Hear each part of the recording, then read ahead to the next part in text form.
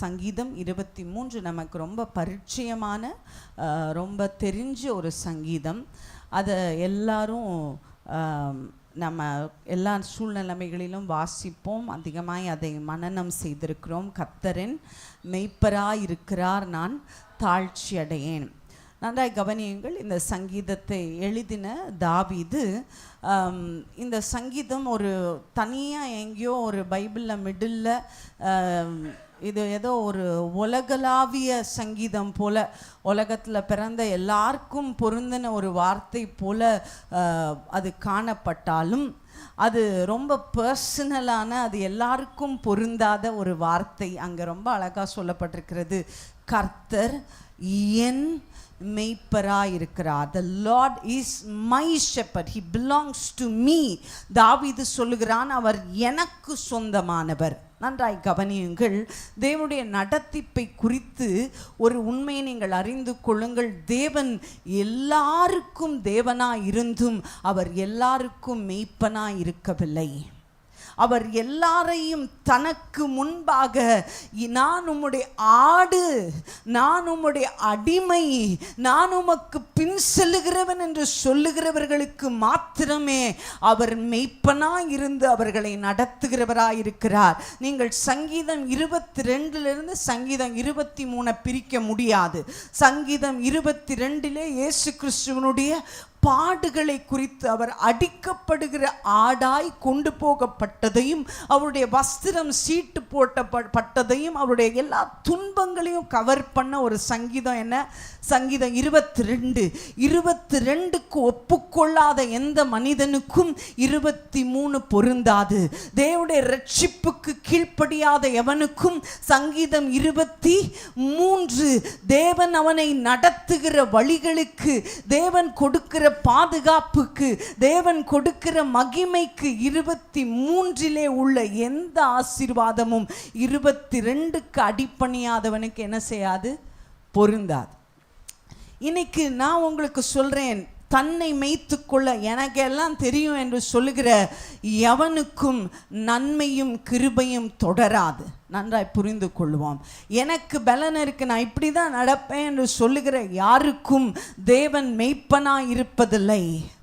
தேவன் அவர்களுக்கு பின்பாக நடப்பதில்லை, தேவன் அவர்களுக்கு முன்பாக போவதும் இல்லை.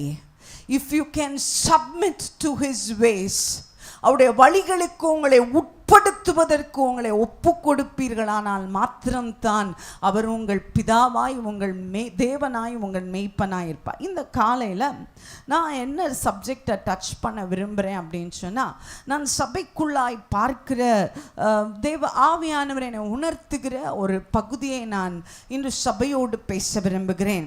நம்மள யாராவது உங்களில் பிரச்சனை இல்லாமல் இருக்கீங்களா அப்படின்னு நான் தெரிஞ்சுக்க ரொம்ப ஆசையாக இருக்கேன். எனக்கு எந்த பிரச்சனையுமே கிடையாது, நான் ரொம்ப சந்தோஷமாக ரொம்ப நிம்மதியாக இருக்கிறேன் அப்படின்னு சொல்கிற யாராக இங்கே இருப்பீங்கன்னா, உங்களை கூப்பிட்டு மரியாதை செலுத்தியும் உங்களுக்கு கண்டிப்பாக இன்னைக்கு காலமை ஒரு அவார்டு கொடுக்கணும் நான் ரொம்ப ஆசையாக கேட்குறேன். இருக்கீங்களா?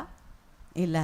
ஒவ்வொரு வீட்டிலும் கால் வைக்கும் போது நான் அங்கிருந்து துக்கத்தோடு திரும்பி வருகிறேன். எப்படி இவ்வளவு துன்பத்தை தாங்கி ஒரு குடும்பம், ஒரு தனிநபர் நடக்க முடியும் என்கிற பல அழுத்தங்கள், ஒவ்வொரு குடும்பத்தின் பின்பாக அவர்களை துரத்துகிற சூழ்நிலைமைகள், அவளை வாதிக்கிற கஷ்டங்கள் மிகவும் மனதை வேதனைப்படுத்துகிறதா இருக்கிறது. ஒருத்தர் லைஃப்பில் கூட பிரச்சனை இல்லாமல், ஒருத்தரோட பிரச்சனை கூட சாதாரணமாக இல்லை. அதான் அதில் ஹைலைட்டே. ஒருத்தரோட பிரச்சனை கூட கவலைப்படுத்த முடியாததாய் இல்லை, எல்லாருடைய பிரச்சனைக்கும் மிகவும் அதிகமான கவலையும் பாரமும் நிறைந்த ஒரு சோர்வை உண்டாக்குறதா இருக்குது. அதுக்கு ரெமெடி நம்மள்கிட்ட இல்லை. அதுதான் அதில் நான் ஃபைண்ட் அவுட் பண்ணேன். அதுக்கான தீர்வுகள் நம்மக்கிட்ட இல்லை, அது மேலே இருந்தால் வரணும். அந்த அளவுக்கு பிரச்சனைகள் ரொம்ப தீவிரம் அடைந்திருக்கிறதை பார்க்கிறோம். இப்போ இந்த காலையில் இந்த பிரச்சனைகளுக்கு 2 விஷயத்தை நான் உங்களுக்கு சொல்ல போகிறேன். There is always a solution. எல்லா துன்பங்களுக்கும் ஒரு தீர்வு இருக்கிறது. எல்லா துன்பத்தினுடைய போனவர்களுக்கும் பிரதிபலன் இருக்கிறது. நீங்கள் தீர்வுகளை தேடுகிறீர்களா, பிரதிபலன்களை தேடுகிறீர்களா என்பதுதான் குவெஸ்டின், என்பதுதான் கேள்வி. நம்ம எல்லாருக்கும் பிரச்சனைக்கு முடிவு வரணும். we always go, இந்த உலகத்தில் இருக்க எல்லாருக்கும் என்ன வேணும், பிரச்சனையை கண்ணு முன்னாடி இருந்து தூக்கி என்ன செஞ்சிடணும், எப்படியாவது வெளியே எரிஞ்சிடும். அது வியாதியாக இருக்கலாம், அது ஒரு கடனாக இருக்கலாம், அது குடும்பத்தில் இருக்க ஒரு பிரச்சனையாக இருக்கலாம்.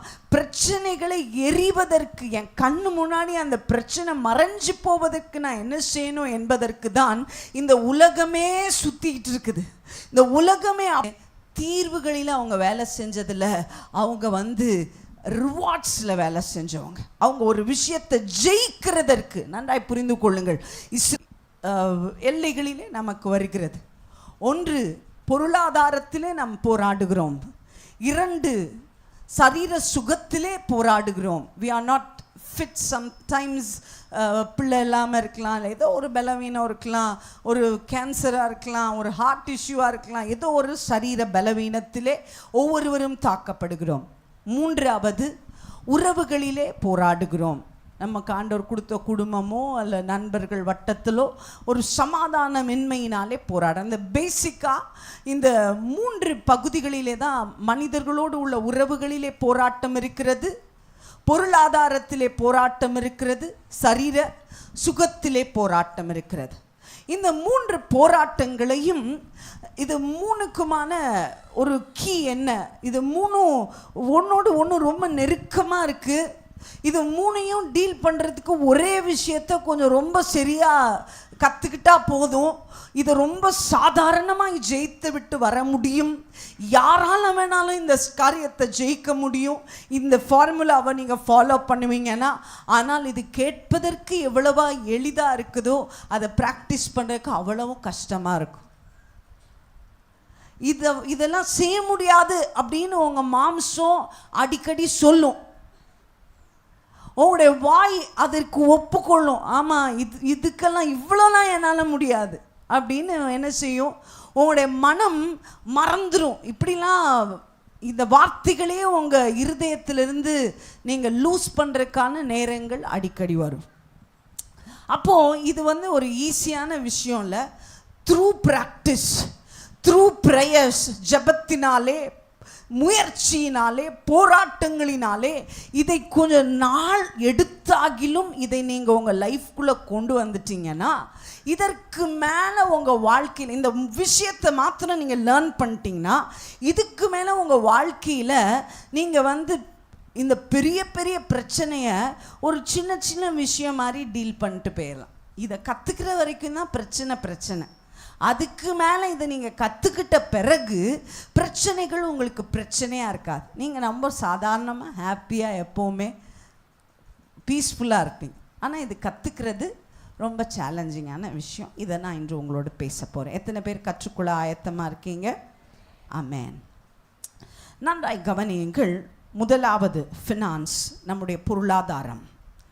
பொருளாதாரத்திலே இருக்கிற பிரச்சனைகளுக்கு தீர்வு என்ன சொல்லுங்க பார்க்கலாம். நம்பர் 1 கடன், நம்பர் 2 பேங்க் லோன், நம்பர் 3 நகை அடகு. என்ன எதுவுமே சொல்ல மாட்டேங்கிறீங்க? இதெல்லாம் என்னது தீர்வு? அநேகர் தீர்வுகளுக்கு பின்பாக ஓடுகிறோம். ஆண்டவர் சொல்லுகிறார், நீ பிரதிபலனுக்காக ஓடிவா. Come for rewards.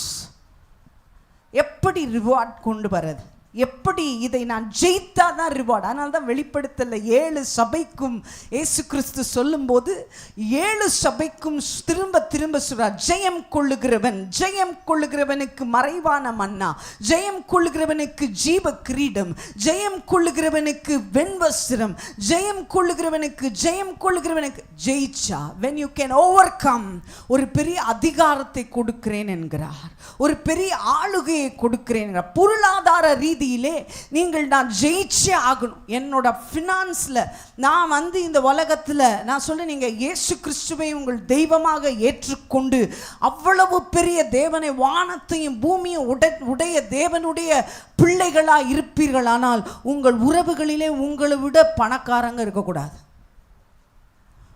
உங்கள் நண்பர்கள் வட்டாரத்தில் உங்களை விட பெரிய கோடீஸ்வரன் இருக்கக்கூடாது. உங்கள் ஊரிலே உங்களை விட பணக்காரர்கள் இருக்கக்கூடாது. நான் சொல்லுகிறேன், ஏன்? நம்முடைய தேவன் நம்மை மிகவும் பழுகி பெருக பண்ணுகிறவர். ஆமென். ஆனால் நமக்கு அது நோக்கம் இல்லை, நமக்கு நோக்கம் ஆண்டவர் தான். ஆனால் எனக்கு அது மேலே நாட்டமும் இல்லை, அது என் தேடலும் இல்லை. ஆனால் நான் அப்படி தான் இருப்பேன். நான் செழிப்பாய்த்தான் இருப்பேன், நான் பெருகித்தான் இருப்பேன், நான் திரளாய்த்தான் இருப்பேன். நான் லோத்து இல்லை, ஆபிரகாம். சொல்லுங்க, நான் லோத்து இல்லை, ஆபிரகாம். எனக்கு பெருசு வாக்கு தத்துவம், எனக்கு பெருசு இன்று உள்ளவைகள் அல்ல. என்னுடைய நோக்கம் என்னுடைய தரிசனம் தான். தரிசனம் நிறைவேறணும்னா என்ன வேணும்? இது இல்லாமல் ஒன்றும் செய்ய முடியாது. பெரிய பெரிய விஷயம் செய்யணும்னா பெருசு பெருசாக வேணும். அந்த பெருசு பெருசாக ஆண்டவர் தருவதற்கு நான் என்ன செய்யணும்? என்ன நம்பி ஆண்டவர் பெரிதாய் தருவதற்கு இதோட பேஸ் என்ன? பைபிளோட எல்லாருக்கும் தெரியும், தெரியாத மாதிரி உட்காந்துக்கிற. திருப்புங்க பைபிளை, மல்கியா 3:10.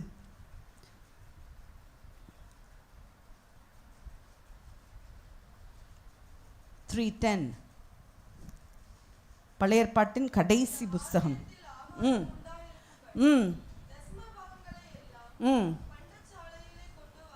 போதும்.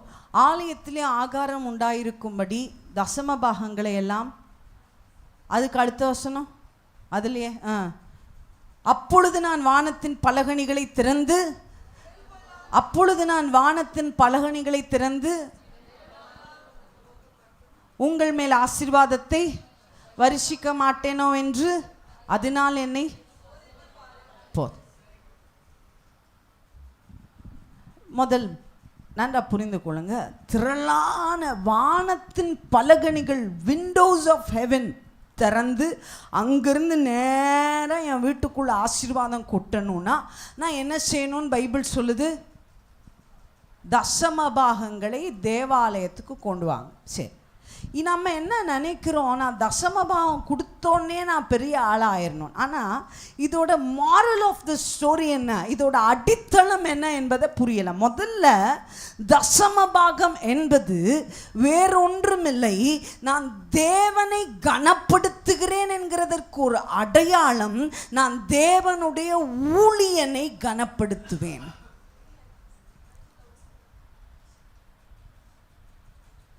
என்னதுடா அது? வெட்டுக்கிளி. ரைட், கவனிங்க. தேவனுடைய ஊழியர்கள், the way I honor God is the way I honor men. நான் தேவனை மரியாதை செலுத்துகிறேன் என்றால் அதற்கு அடிப்படை நான் மனிதனை மதிக்கிறேன் என்பதை காண்பித்தால்தான் நான் தேவனை மதிக்கிறேன். ஆனால் தான் பைபிள் சொல்றது, உன்னோட வருமானத்தில் எல்லாத்துலேயும் முதல்ல என்ன பண்ணிடு? எடுத்து வச்சிடு. ஆண்டவருக்குள்ளதை எடுத்து எங்கே நேராக போய் பரலோகத்துக்குன்னு ஒரு போஸ்ட் பாக்ஸ் இல்லை, பரலோகத்துக்கு அனுப்புறதுக்கு ஒரே வழி எதுதான்? தேவனுடைய ஆலயம், தேவனுடைய வீடு. இங்கே போடு. இது தேவனை நீ மரியாதை செலுத்துகிறதற்கான ஒரு அடையாளம். சரி, இப்போ இதோட நிறுத்திட்டா முடியாது. இன்னைக்கு நிறைய பேர் என்ன செய்யறோம்? டைட்ஸை கொண்டு வந்து தேவாலயத்தில் கரெக்டாக கொடுக்குறீங்க, ஆண்டவர் உங்களை ஒவ்வொருவரையும் ஆசீர்வதிப்பார். ஆனால் அதை தாண்டியும் இன்னும் வாழ்க்கையில் உங்களுக்கு போராட்டம் இருக்குது அப்படின்னா இது அடிப்படை. ஃபஸ்ட்டு இது நீங்கள் செய்யாமல் நீங்கள் நிச்சயமாக எக்ஸ்டென்ஷனாக மல்டிப்ளிகேஷனை எதிர்பார்க்காதீங்க. கரெக்டான உங்களுடைய எவ்வளவு சூழ்நிலைமை இருந்தாலும் உங்கள் தசம பாகங்கள் இட்ஸ் அ மஸ்ட். அதில் அது இன்னைக்கு பல விதமான பிரசங்கங்கள் இருக்கிறது. ஆனால் பைபிள் சொல்லுகிற தேவ ஊழியர்கள் வாழ்க்கையிலே ஆவிக்குரிய வளர்ச்சியிலே வளர்ந்த எந்த மனிதர்களுடைய வார்த்தைகளும் இதற்கு ஒத்துதான் இருக்கும். சரியா? அது இல்லாமல் உங்கள் பிளெஸ்ஸிங்கை நீங்கள் கவுண்ட் பண்ண முடியாது. எத்தனை பேர் நான் சம்பாதிக்கிறதுல 1000 ரூபாய் சம்பாதிச்சா 100 ரூபாய் கண்டிப்பாக ஆண்டவருக்கு கொடுத்து தான் இருக்கேன் இது வரைக்கும் அப்படின்னு சொல்கிறவங்க கை தூக்குங்க பாருங்கள். கை நீங்களே அப்படியே பாருங்கள் எத்தனை கை தூக்குது. அம்மா டைட்ஸ் போடுறீங்களா? காணிக்கிறது அவங்களுக்கு வர வருமானத்தில் ஆண்டவருக்கு ஒரு 10ல் 1 ரூபாய் கொடுக்குறீங்களா? எனக்கு வரலையா, யாருக்கு போகுதுன்னு தெரியலையா, யாருக்குமா கொடுக்குறீங்க? சபையில் 20% தான் டைட்ஸ் கொடுக்குறீங்க. சீரியஸாக சொல்கிறேன்.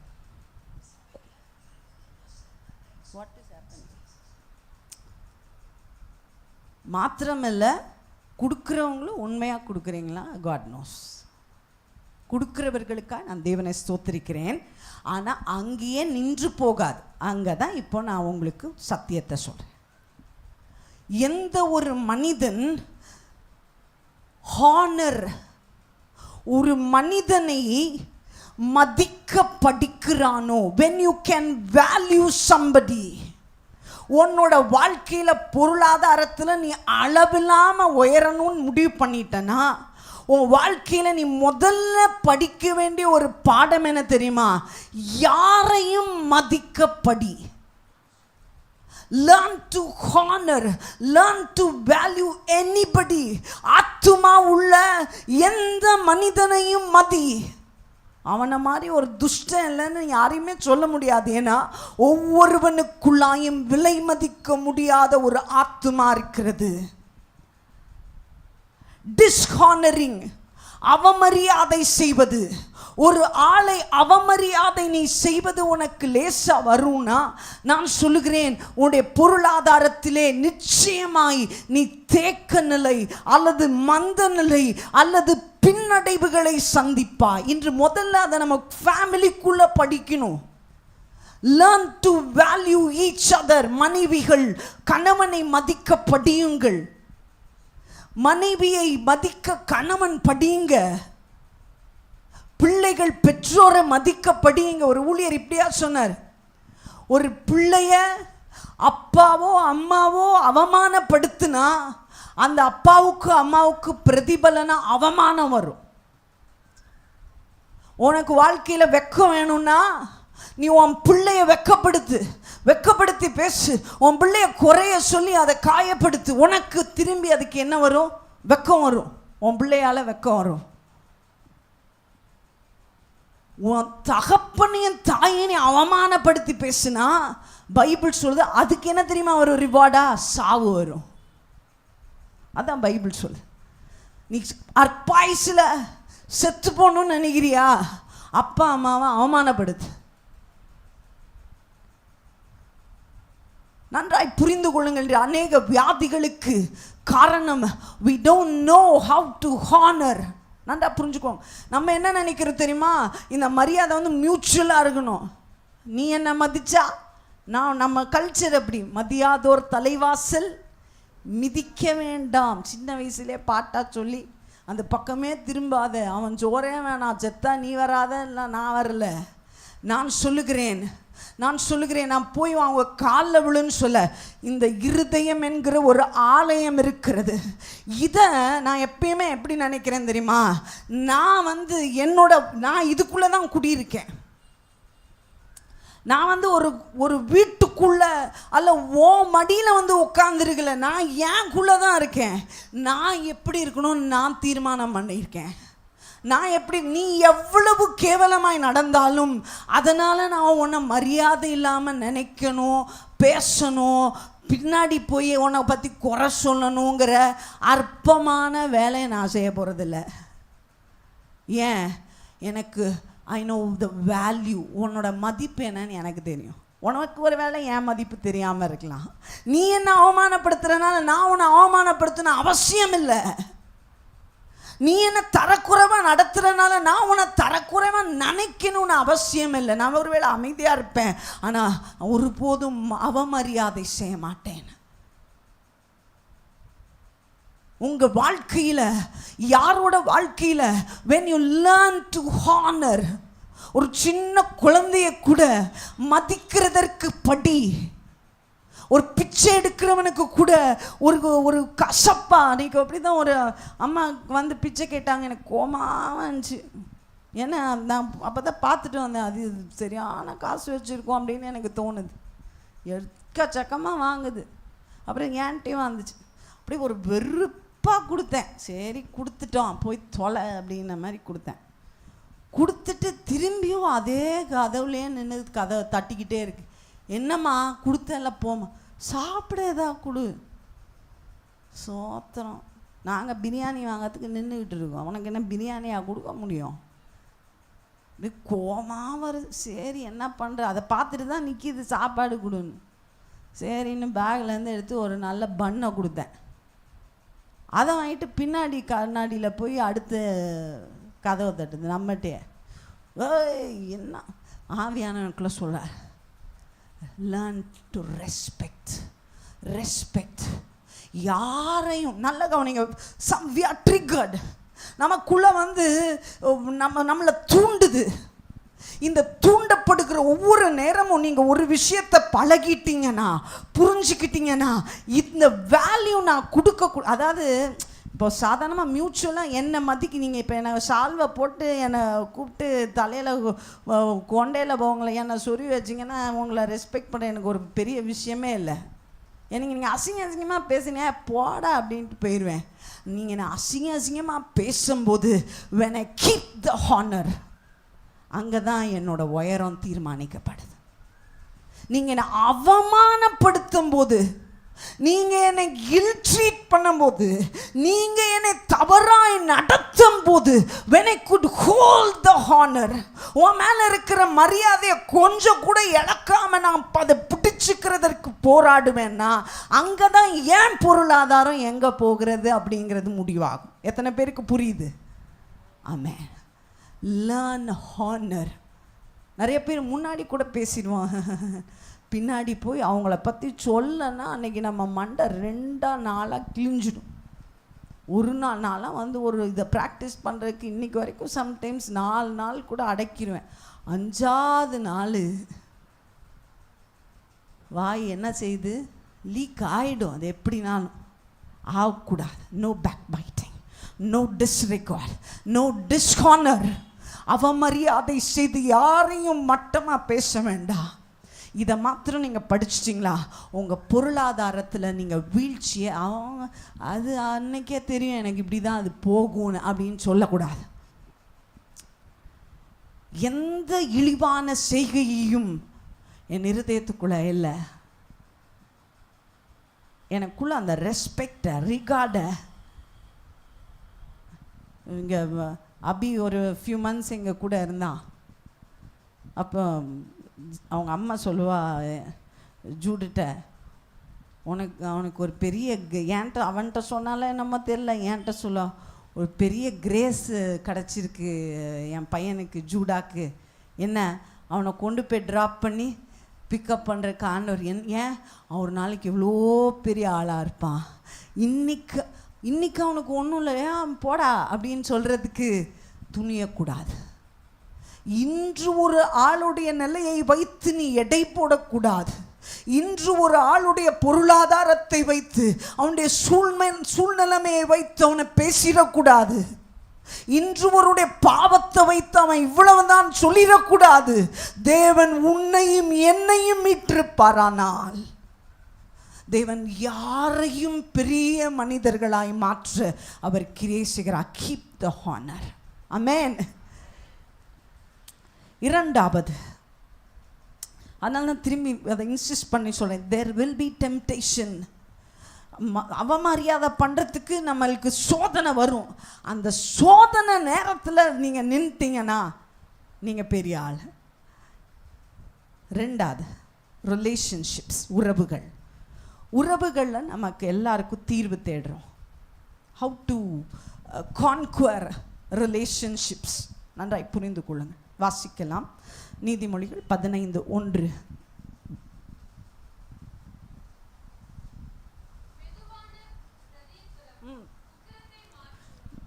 மெதுவான பிரதியுத்திரம் போ. ரிலேஷன்ஷிப்ஸில் உறவுகளில் பிரச்சனையே என்னன்னா, நம்மளுக்கு வந்து ஒரு ட்ரிக்கர் இருந்துகிட்டே இருக்கும், ஒரு தூண்டுதல் இருந்துகிட்டே இருக்கும். ஒருத்தர் செய்கை வந்து ஒருத்தரோட விஷயம் நம்மளுக்கு என்ன செய்யாது. எனக்குன்னு சில செட் ஆஃப் விஷயம் இருக்குது. எனக்கு இப்படி தான் இருந்தால் பிடிக்கும். எனக்கு இந்த பாட்டு போட்டு இந்த ரொம்ப அலற விட்டால் செம்ம டென்ஷன் ஆகும். எங்கள் வீட்டில் வந்து எல்லாருக்குமே காது கொஞ்சம் பிரச்சனை. என் பிள்ளைங்களுக்கு ஒரு வீட்டுக்கு பாட்டு போடாதுங்க, ஒரு 17 வீட்டுக்கு சேர்த்து தான் என்ன செய்யுதுங்க, பாட்டை போட்டால் காரில் போட்டால் அவன் கதவை மூடினா கூட வெளியே அப்படியே துல்லியமாக கேட்கும். அவ்வளோ லவுடாக வைப்பான். எனக்கு அது வந்து அப்படியே பயங்கரமாக ட்ரிகர் ஆகும். கிச்சனில் வந்து அந்த மேலே ஸ்பீக்கரில் போட்டு அப்படியே காது ஜவ்வெல்லாம் கிழிஞ்சிடும். நம்மளால் வேலையிலே கான்சென்ட்ரேட் பண்ண முடியாது. இதெல்லாம் என்ன செய்யுது, ட்ரிகர் பண்ணுது, இதெல்லாம் தூண்டுது. ரிலேஷன்ஷிப்ஸில் இந்த ட்ரிக்கரில் பைபிள் சொல்லுது, இப்படிப்பட்ட தூண்டுதல்களில் மெதுவான பிரதியுத்திரம், ஜென்டில் ஆன்சர். சொல்லுங்க பார்க்கலாம், என்ன answer? reactions has to be gentle. தூண்டப்படும் போது நீ தூண்டப்பட்டு விட்டால் உறவுகளிலே பிளவுகள் உண்டாகும். இன்று அநேக மனைவிமாருக்கு கணவனுடைய அன்பு கிடைக்கல, அநேக கணவனுக்கு மனைவியோட அன்பு கிடைக்கல, அநேக பிள்ளைகளுக்கு அன்பு கிடைக்கல. காரணம் என்னன்னா, பிரச்சனை எங்கேயும் இல்லை, அடிப்படையாக உனக்கு கிடைக்க வேண்டிய இந்த அன்புக்கு உனக்கு வந்த தாழ்ச்சி எங்கன்னா, the way you react. நீ ஒரு விஷயத்துக்கு தூண்டப்படும் போது நீ எப்படி, எல்லாருக்கும் கோவம் வருது, அந்த கோபத்தில் வாய மூடு அப்படின்னா நம்ம குடும்ப உறவுகளிலே பிளவுகள் மிக அதிகமாக இருக்கும். இங்கே இருக்க 90% மனைவிமார்கள் கல்யாணம் பண்ணிட்டோம் அப்படிங்கிற ஒரே காரணத்தால் தான் உங்கள் கூட இருக்காங்க. இதில் எத்தனை பேருக்கு இந்த உண்மை தெரியும்? அல்லையா? நான் சொல்கிறது உண்மையா பொய்யா? சிஸ்டர்ஸ், காது கேட்கலையா? கல்யாணம் பண்ணிட்டேங்கிற ஒரே ஒரு காரணத்தினால தான் உன் கூட இருக்கேன் அப்படின்னு உங்களுக்காக சொன்னேன், அவங்கள்ட்ட கேட்குதா? என் தூங்குதுங்களா, முழிச்சிருக்குதுங்களா, ஒன்றும் புரியல. ஏன் உறவுகளில் விரிசல் இருக்கு? நமக்கே தெரியாமல் ஒரே வீட்டில் தான் இருக்கோம், ஒரே படுக்கையில் தான் படுக்கிறோம், ஆனால் வாழணுமே தான் வாழ்கிறோம். அன்பெல்லாம் காணா போயிடுச்சு, அன்பெல்லாம் சின்னதாக கடுகை விட குட்டி ஆயிடுச்சு. Everything has decreased. பிள்ளைகள் மேலே, மனைவி மேலே, கணவன் மேலே, உறவுகள் மேலே, நண்பர்கள் மேலே இருக்கிற எல்லா அன்பும் மறைஞ்சிக்கிட்டே வருது. காரணம் என்ன?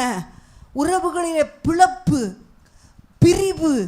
This big gap. ரீசன் அங்கே இல்லை. ரீசன் எங்க? நீங்கள் ஒன்று ட்ரை பண்ணோம். நீங்கள் ரெஸ்பாண்ட் பண்ணுற ஒரு விஷயத்துக்கு நீங்கள் எப்படி பதில் சொல்கிறீங்கன்றதை கவனிங்க. நீங்கள் ரொம்ப நல்லவங்க எனக்கு தெரியும், ஆனால் கூட நீங்கள் ரொம்ப நல்லவங்களாக இருக்கும்போது கூட வெய் அப்படின்னு சொல்லாதீங்க.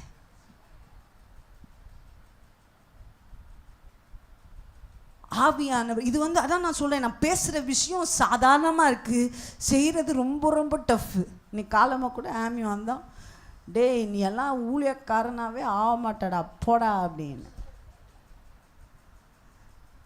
அப்புறம் போய் உள்ளே உட்காந்தோன்னே அடுத்து இந்த பாயிண்ட்டு தான், இயேசுவே நான் இன்றைக்கி என்ன பேசுகிறேன், அவன் இப்போ என்னை பார்த்தான், அதனால தான் நான் இதை ஓப்பன் பண்ணிட்டேன், வேறு வழி இல்லை. இது ரொம்ப கஷ்டம்.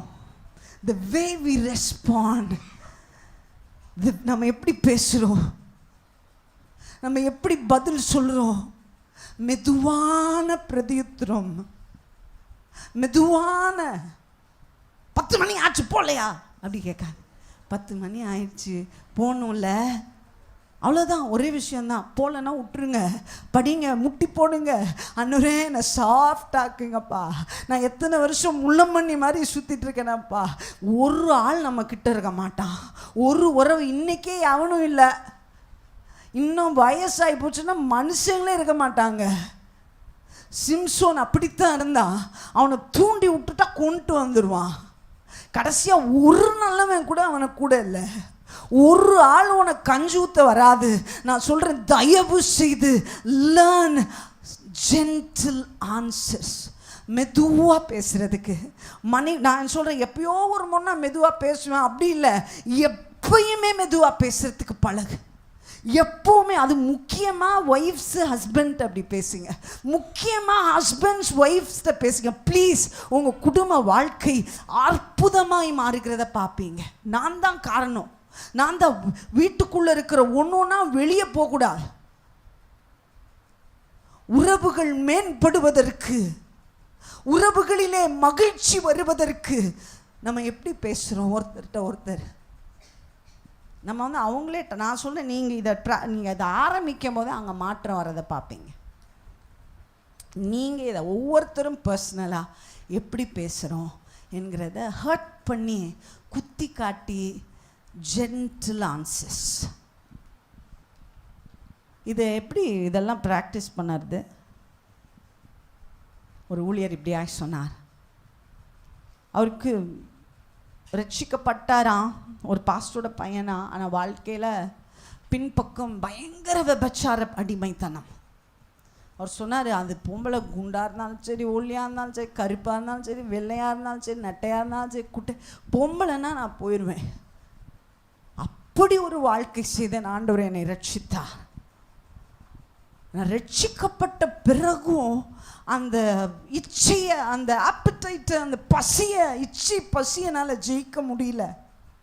ஒவ்வொரு நாளும் அதிகாலை 3 மணிக்கு தேவ சமூகத்தில் போய், that is the altar where I killed my appetite of lust. இச்சை என்கிற அந்த பசியை நான் தேவ சமூகத்திலே கொண்டு போய் கொன்றேன். இதை நீங்கள் தேவ சமூகம் இல்லாமல், ஜபம் இல்லாமல் உங்கள் வாழ்க்கையில் மாற்றங்களை கொண்டு வர முடியாது. நீங்கள் முதல்ல, நான் தான் சொல்கிறேன், இதெல்லாம் சாவியானா நீங்கள் எப்படி இருக்கீங்கன்னு நீங்களே தெரிஞ்சுக்காம, என் மனைவி சரியில்லை, என் பிள்ளை சரியில்லை, அவங்க சரியில்லை, எனக்கு அப்படி பிரச்சனை, கடன் பிரச்சனை. கடனுக்கு பிரச்சனை வேற ஒன்றும் இல்லை, உனக்கு யாரையும் மதிக்க தெரில. ஒன்று, குடும்பத்தில் பிரச்சனைக்கு காரணம் வேற யாரும் இல்லை, நீ தான். நீ உனக்கு நல்லா பேச தெரியல. 2, 3 முடிக்கலாம், 10 ஆக போகுது. ஐசையா 53:5 ஹெல்த் ஹீலிங், சுகத்தை குறித்து. சுகம் உங்களுக்கு ஒரு பிரச்சனையாய் சவாலாக இருக்குமானால், how to overcome it. நம்முடைய மீறுதல்களின் நிமித்தம் அவர் காயப்பட்டு, நம்முடைய அக்கிரமங்களின் நிமித்தம் அவர் நொறுக்கப்பட்டார். நமக்கு சமாதானத்தை உண்டு பண்ணும் ஆக்கினை அவர் மேல் வந்தது, அவருடைய தழும்புகளால் குணமாகிறோம். முடிஞ்சு போச்சு. சுகத்துக்கான பேசன அவருடைய தழும்புகள். அவருடைய தழும்பு இனிதான் வரப்போதா? ஏற்கனவே வந்துருச்சு. ஏற்கனவே சுகம் ஒரு கிறிஸ்தவனுக்கு, ஒரு விசுவாசிக்கு ஏற்கனவே வைக்கப்பட்டிருக்கு. அது ஒரு கரன்சி மாதிரி. என்கிட்ட ஒரு நோட்டு இருக்குன்னு வச்சுக்கோ, ஒரு பணம். அதை கொண்டு போனால் என்னால் சுகத்தை வாங்க முடியும். அந்த பணம் ஆல்ரெடி பிரிண்டடாக என் கையில் வந்துருச்சு, என் அக்கௌண்ட்டில் இருக்குது. ஆனால் எனக்கு சுகம் வரல. ஏன் வரல? அந்த கரன்சி பரலோகத்தினோட கரன்சி. இப்போ அமெரிக்காவோட டாலர் எடுத்துகிட்டு போய் நான் இந்த நந்தங்கடையில் இட்லி வாங்க முடியாது. ஸோ இட்லி இல்லை, அங்கே என்ன கிடைக்கு? பால்னு வச்சுக்கோங்களேன். பால் வாங்க முடியாது. ஏன்? நம்ம ஆளுங்கெல்லாம் உஷார், நீ எதை வேணால் கொண்டு வா, நான் பார்த்துக்கிறேன்னு வாங்கிக்குவாங்க. சும்மா ஜென்ரலாக சொல்கிறேன், ஒரு டாலர் எடுத்துகிட்டு போய் நீங்கள் பஸ்ஸில் டிக்கெட் வாங்க முடியுமா? முடியாது.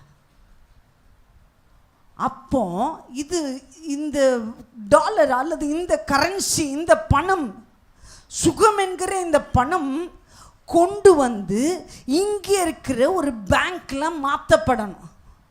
இந்த பேங்கோட பேர் என்ன தெரியுமா? அந்த சுகம் ஆக்சுவலாக எப்படி வாங்கப்பட்டது, எப்படி சம்பாதிக்கப்பட்டது? அவரை யாரெல்லாம் அடித்து துன்பப்படுத்தி கொன்றார்களோ அவர்களை அதே இடத்திலிருந்து மன்னித்ததினாலே, அந்த இடத்திலே அவர்களுடைய பாவங்களை மன்னிக்க அவர் செத்ததினாலே, மன்னிப்பினாலே தான் இன்னைக்கு என்ன சம்பாதிச்சு கொடுத்தாரு நமக்கு? சுகத்தை. ரைட்டு. இப்போ இங்கே அந்த பணத்தை நான் எனக்கு பயன்படுத்தணும்னா நான் என்ன பண்ண, இங்கே ஒரு பேங்க் இருக்குது. இந்த பேங்க் எங்கே இருக்குது? நம்மளை சுற்றி சுற்றி இருக்குது. 1,00,000 பேங்க் இருக்குது. அம்மான்ற ஒரு பேங்க் இருக்குது, அப்பான்ற ஒரு பேங்க் இருக்குது, தம்பிங்கிற இந்த பேங்க்குகளில் அப்பப்போ இந்த டாலரை என்ன பண்ணும், இந்த கரன்சியை நான் என்ன செய்யணும், போட்டு போட்டு மாற்றணும். எப்படி மாற்றணும்? இது என்ன செய்யும், நம்மளை உயிரை வாங்கும். நம்ம மேலே இல்லாத பொல்லாத பழியெல்லாம் சொல்லும், நம்மளை எப்பவும் குற்றப்படுத்தும், நம்ம நினைக்காததெல்லாம் சொல்லும், நம்ம செய்யாததெல்லாம் செஞ்சேன்னு சொல்லும். அப்போ என்ன செய்யணும், டக்குன்னு அந்த கரன்சியை எடுத்து மாற்றணும். அவர் சொன்னார், நான் உனக்கு மன்னிச்சது போல நீ இன்னொருத்தனுக்கு மன்னி. அப்போ என்ன நடக்குது, சுகம் ஆரம்பமாகுது. சுகம் ஒரு வாழ்க்கைக்குள்ள வேலை செய்வதற்கு வேற ஒன்றும் செய்யனா மன்னிக்கணும். நான் உனக்கு மன்னிச்சேன், நீ மன்னி. இன்னைக்கு கிறிஸ்தவர்களுக்கு பெரிய பிரச்சனையே மன்னிக்கிறது தான். இன்னும் உட்கார வச்சு பேசணுன்னா பழைய கதை, எத்தனை கதை எடுப்போம், எவ்வளவு மெமரியில் இருக்குது. அந்த மெமரி எல்லாம் அப்படிலாம் நடக்கவே இல்லை அப்படின்றணும். அப்படிலாம் ஒரு விஷயமே நடக்கலை. சரி, அன்னைக்கு தான் நான் மன்னிச்சிட்டேனே, இன்றைக்கும் பேசுகிறானே அம்மா அப்படின்னீங்கன்னா, இன்றைக்கும் அவன் பேசும்போதே அவனை மன்னிச்சு நான் பேசவே இல்லையா, அவன் போய் அப்படி பேசுவானா, என் புருஷன் மாதிரி ஒரு நல்லவன் அப்படின்னு உடனே மன்னிச்சு சுகத்தை வாங்கிக்கணும். சுகத்தை வாங்குவதற்கு இங்கே நிறைய பேங்க் இருக்குது. அங்கே கரன்சி ஏற்கனவே பிரிண்டடாக என் அக்கௌண்ட்டில் வந்துருச்சு, என்கிட்ட ரெடிமேடாக இருக்குது. ஆனால் எனக்கு வேலை செய்யலை. ஏன்? ஒன்னி தான் கச்சா மச்சான்றியே, இன்னும் காயப்பட்டிருக்கியே, இன்னும் அவன் சொன்ன வார்த்தையை மனசில் வச்சுட்டு உட்காந்துருக்கியே, இன்னும் மன்னிக்க முடியாமல் இருக்கிறியே. நீ மன்னிக்க மன்னிக்க மன்னிக்க மன்னிக்க அந்த டெய்லி அதை மாற்றிக்கிட்டே இருங்க. எடுத்து எடுத்து எடுத்து மாற்றிக்கிட்டே இருப்போம். எத்தனை பேருக்கு இன்னைக்கு சுகம் வேணும்?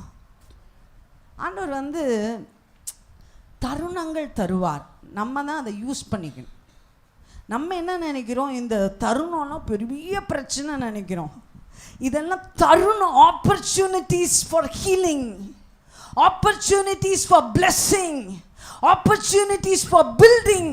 உன் வாழ்க்கையை அழகாக்குவதற்கு பிரச்சனைகள் என்கிற ஒரு அற்புதமான சூழ்நிலைமையை கொடுக்கிறார். அதை பயன்படுத்தி உன் வாழ்க்கையை, உன் சுகத்தை, உன் சந்தோஷத்தை பெருக்கிக்கொள். நீ என்ன செய்ற? உன் சுகத்தை பெருக்கிக்கொள். எப்படி சொல்லுங்க? மன்னி. நிறைய பிள்ளைங்களுக்கு மனசில் ரொம்ப கசப்பு இருக்குது, ரொம்ப காயம் இருக்குது, ரொம்ப வார்த்தை உங்கள் இருதயத்தை கிழிச்சிருக்கு. தயவுசெய்து மன்னிங்க. ஆண்டவர் உனக்கு மன்னித்தார், ஆனால் நான் மன்னிக்கிறேன்.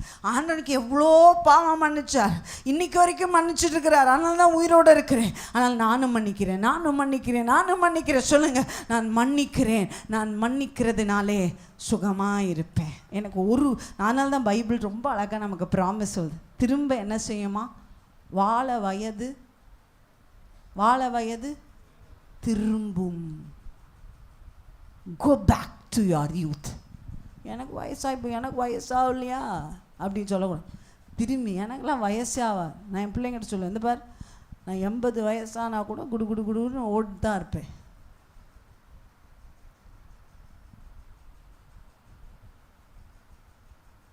என் மக ஒரு நாள் ஒரே அழுகம்மா, நீங்கள் செத்துட்டீங்கன்னா நான் என்ன செய்வேன்? நான் சொன்னேன், நான் சாவர வயசில் இந்த அம்மா சாவாதா அப்படின்னு நீ நினைப்ப, அப்புறம் தான் நான் சாவேன். ரொம்ப நாள் இருக்கு இன்னும், அதுக்கு இன்னும் 100 வயசு தாண்டி இது பாட்டுக்கு உட்காந்துக்குது, இது எப்போ சாவோம்? ஏன்னா உனக்கே சாவர வயசு வந்துடும். அப்போ மன்னிங்க. Renew your strength. உங்கள் பலன், உங்கள் சுகம் திரும்ப வரட்டும். இந்த 3 விஷயத்தையும் வேணாக்கினா எடுத்துகிட்டு வரக்கூடாதா? அப்படியே அப்படியே போனால் என்னங்க, உங்களை ஒன்றுமே எனக்கு பண்ண முடியலையே. தயவுசெய்து எழுதுங்கப்பா, படிங்கப்பா, இந்த வாழ்க்கைக்குள்ளே கொண்டு வாங்கப்பா. 3 விஷயம் சொன்னேன். என்ன சொன்னேன்? முதல்ல சொன்னேங்க, யாரையும் ஹானர் பண்ணு, மரியாதை செலுத்து. ஹானர்னா என்ன தெரியுமா? மரியாதைன்னா என்ன தெரியுமா? சொல்லுங்க. என்ன? நம்ம பாட்டுக்கு போகிறதில்ல, ஒருத்தர் வந்தா அவங்க முன்னாடி தாழ்மையாக போய் காப்பி குடிக்கிறீங்களா? அப்பா உட்காருங்கப்பா, அம்மா சாப்பிடுங்கம்மா, எதாவது வேணுமா? யாருனாலும் ஹானர் பண்ணுங்க. பிள்ளையா கூட இருக்கட்டும், அம்மா தண்ணி ஏப்பா எடுத்து கூட சாவடிச்சிடுவான். தண்ணியாப்பா, சரி அம்மா கொஞ்சம் வேலையாக இருக்க, சரி இருடா ஒரு 2 நிமிஷம் சரி வந்து குடியேன்ப்பா, அப்படி கூட சொல்லுங்க. ஆனால் மரியாதையாக பேசுங்க. ஹானர். நம்பர் 2 சொல்லுங்க, என்ன ரிலேஷன்ஷிப்க்கு என்ன செய்ய சொன்னேன்? மெதுவாக பேசுங்க. சாஃப்டாக. ஒரு பாஸ்டர்மா குறித்து கேள்விப்பட்டேன். பாஸ்டருக்கு ஒரே ஏக்கமாக பேர். அந்த பாஸ்டர்மா பேசுகிறதே, வாங்க நல்லா இருக்கீங்களா, ஐயோயோ எனக்கு அப்படி ஒரு ஒய்ஃப் கிடைக்கல, அதெல்லாம் நடக்காது. அப்புறம் நான் அந்த மாதிரி பிரசவம் பண்ணிட்டு தான் உங்களுக்கு கேட்குமா? கேட்காது. ஆனால் நான் சாஃப்டாக தான் பேசுகிறதுக்கு பழகிக்கிட்டு இருக்கேன். Gentle answers. நீ எனக்கு ஒரு நாள் கோவப்பட்டேன்னா ஆண்டவர் வச்சு கொடுப்பாரு எனக்கு. அதனால் நான் கோவப்படுறதுக்கு ரொம்ப பயப்படுவேன். சாப்பிட்டப்பா போறீங்களா, அப்பா செய்கிறீங்களா, அப்படி தான் கேட்கணும். சாஃப்டாக ஜென்டிலாக ஆன்சர் பண்ணுங்க. உங்கள் வீடு அற்புதமாய் கட்டப்படும். 3 சொல்லுங்கள். லாஸ்ட் என்ன? மன்னிங்க. சுகமாக இருக்கணுமா? சிக்னஸ் வந்தோடனே எங்கேயோ கசப்ப உள்ள விட்டுருக்கீங்கன்னு அர்த்தம். மன்னிங்க. உங்களுக்கு அவர் மன்னித்தது போல யாருக்கும் மன்னிக்க உங்களை ஒப்பு கொடுங்க. தேவன் இந்த வார்த்தைகளினால் நம்மளை ஆசீர்வதிப்பாராக. ஆமென்.